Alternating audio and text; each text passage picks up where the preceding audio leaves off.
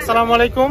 আমি আছি এখন গুঞ্জর গ্রামে, যে গ্রামে সবচেয়ে বিপজ্জনক অবস্থাতে ছিল গুঞ্জরের গ্রামের মানুষ।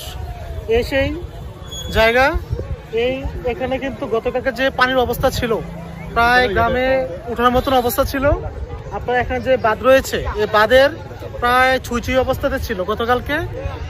যে আমি এখন আছি এখানে, বর্তমানে কিন্তু এই স্পটে বিভিন্ন মানুষ দেখার জন্য আসছে, বর্তমান পরিস্থিতি দেখার জন্য আসছে।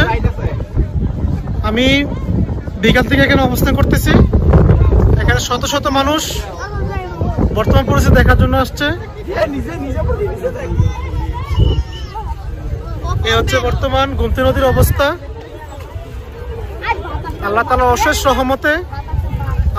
অশেষ রহমতে মানুষ কিছুটা স্বস্তি ফিরে পেয়েছে এখানে।